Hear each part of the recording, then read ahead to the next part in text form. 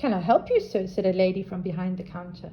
"I'd like one of these," he said, pointing to the doughnuts. No, one of these." He showed her a slice of milk tart, then a wedge of chocolate cake, a biscuit, apple crumble, a cook sister. "Please, sir, can you make up your mind?" Mr. Hare finally pointed to a Chelsea bun. "Ah," the lady smiled. "Good choice." She slipped the Chelsea bun into a packet and handed it to him. The next thing he knew, Mr. Mandela's brown note was in her hands, and when she put it back in his paw, it was green. And who do you think had taken the place of Mr. Elephant? There was Mr. Rhino, warning him about the city of readers. Mr. Hare skipped out of the shop, taking big bites out of his Chelsea bun and wondering, how many times will Mr. Mandela's note change before I meet him? Aha! Then he saw the guard at the big gate. He skipped up to the guard, greeting him, and asked, "Does Mr. Mandela live here?" "Yes, he does." "I'm Mr. Hare from the African bush, and I have an important note for him." The guard said, "Do you have an appointment?" "No," said Mr. Hare. "I have a note." The guard turned and spoke into the intercom. "Sir, I have a Mr. Hare here from the forest." A deep chuckling voice crackled on the intercom. "Mr. Hare, the great hare of the African bush?" "Yes, Mr. Mandela." "Well, send him in." It was a great meeting. The big hand of Mr. Mandela shaking the paw of the famous Mr. Hare.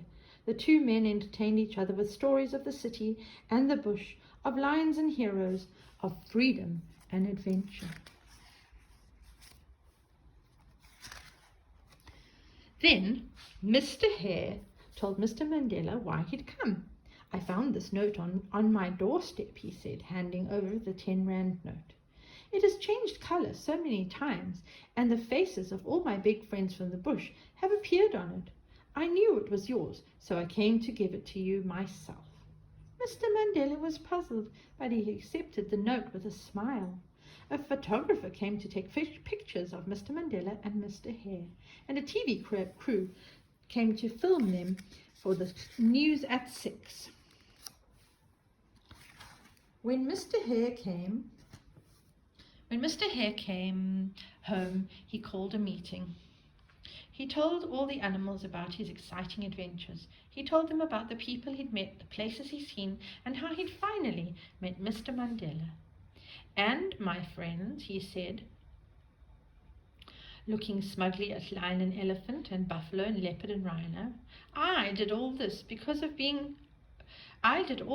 without being able to read one word, and with that said, the sun set, and all the animals went back to their homes for a good night's rest."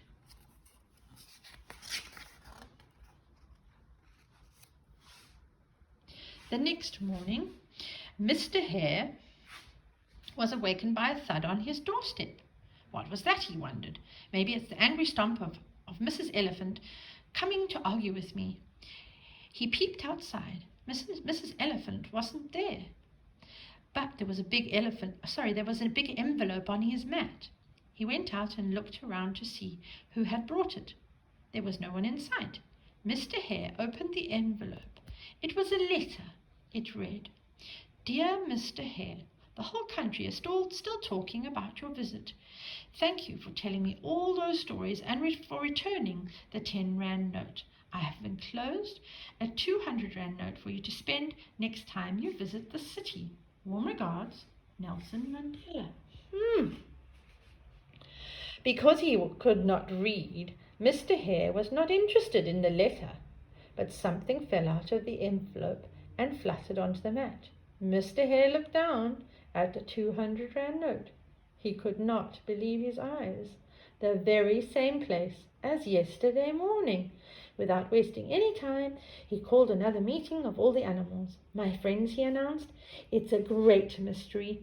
The note has returned." He waved it around for all to see, "and I have to journey back to Mr. Mandela to return it to him." And without another word, he was away, skipping down the path that led to the city's readers. Again. The end.